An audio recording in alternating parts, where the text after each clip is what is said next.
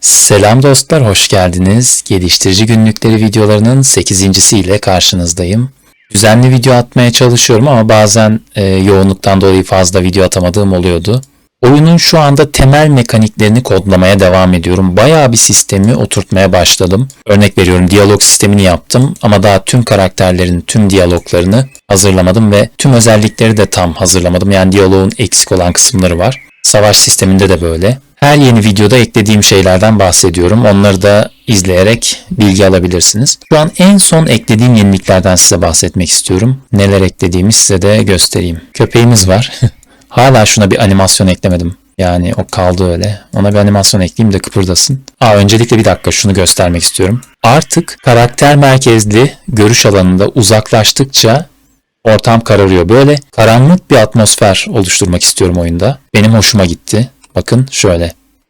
Şimdi Han'a girdik. Öncelikle artık karakterlere oturma animasyon ekledim. Sadece şuna ekledim. O yüzden bunlar ayakta, yani yoksa bunları da oturturdum. Şöyle ben de oturayım mesela. Şurada. Nereye? Şuraya oturayım. Şu adamın karşısına. Sohbet edebileceğiz herhalde. Yani farklı animasyonlar, etkileşimler de olacak. Mesela yatağa yatma henüz eklemedim ama o da olacak. İşte uyudukça zaman geçecek. Yani ilk videolarda zaten anlatmıştım. Bakın şöyle zamanı hızlandırabiliyorum. Gece gündüz olaylarını ekledim. Yağmur yağdırmayı eklemiştim, evet. Onu da gösteririm. Sabah olsun yağmur yağdıralım. Şunu shortlarda göstermiştim. Şeffaf oluyor duvarlar artık. Karakteri rahatça görebileceksiniz. F6 ile mi yağmur yağıyordu? Evet.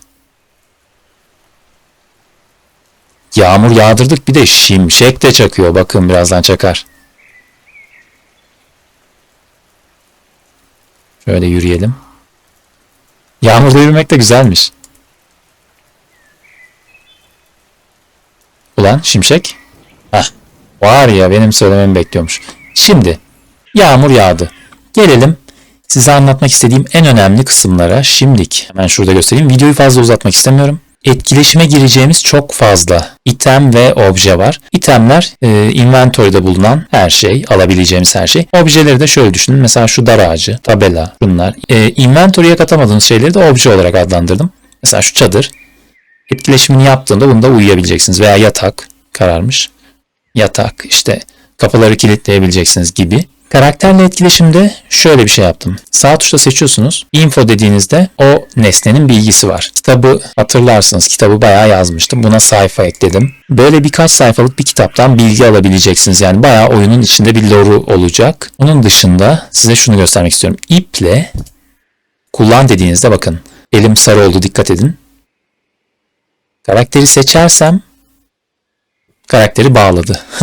Karakteri neden bağlıyoruz? Yani yeri geldiğinde bir görev gereği veya öylesine birisini esir alabileceksiniz. Tabi bağlamak için böyle her karakteri bağlayamayacaksınız. Kişinin ya şöyle göstereyim, baygın ya da teslim olmuş olması lazım. Bu ikisinden biri olduğu zaman o karakteri ele geçirebileceksiniz. Mesela bazı itemleri başkalarıyla kombine edebileceksiniz. Ya da şunu kullanmayı seçtim, bakın. Bu boş bir şişe. Şuradan suyu seçtiğinizde su. Water. Su şişesi. Bunu kullandığınızda bakın içti. Susuzluğunuz böyle gidecek. Örnek veriyorum. Bunu tekrar doldurabileceksiniz. Yani su kaynağı oldukça doldurup yanınıza su alabileceksiniz. Suyun önemi olacak. Düşmanlarımız vardı. Zaten onları göstermiştim. Hani ilk kez videomu izleyenler için bir kere daha göstereyim. Buradan bana büyü atıyorlardı. Allah, o gelirse halimiz kötü. Kaçayım ben buradan. Bir de aşağıda vardı, onu göstereyim. O da kılıçlı. O da şurada bir yerde. Gördü beni. Çek kılıcı. Nasıl saldırmam lazım hemen.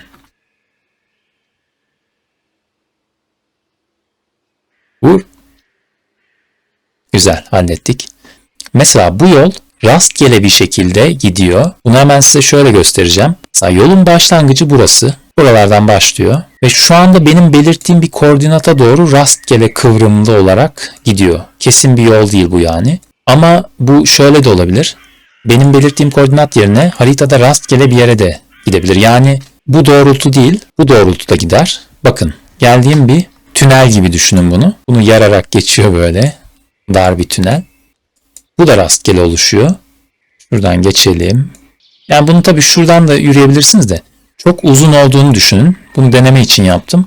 O zaman bunun içinden geçmemiz gerekecek. Yani haritayı böyle şekillendireceğim.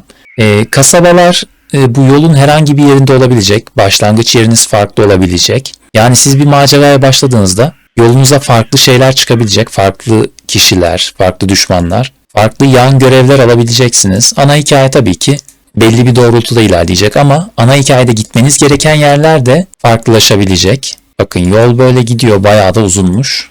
Kaç yazmıştım? 310'larda, yok 300'e 110'larda bitiyordu. Yani aşağıda bitecek gibi. Bakın 300'e 110 tam burası. Yolun bittiği yer burası. Yolun sonundayız arkadaşlar.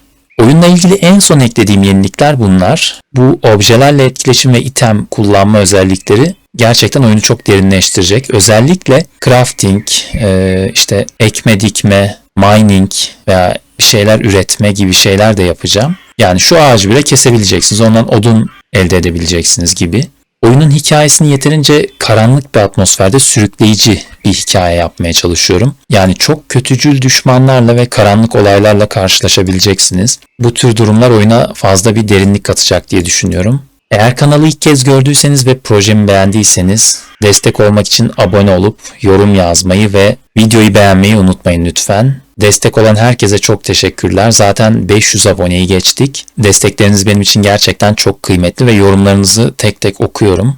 Sosyal medya hesaplarından da takip edebilirsiniz ya da Discord sunucumuza gelip orada birebir fikirlerinizi paylaşabilirsiniz, sohbet ederiz. İlerleyen zamanlarda oyuna çok daha iyi güncellemeler yapmayı düşünüyorum. Yani artık daha böyle oyun içi sahneler ve farklı olaylar görmenizi istiyorum.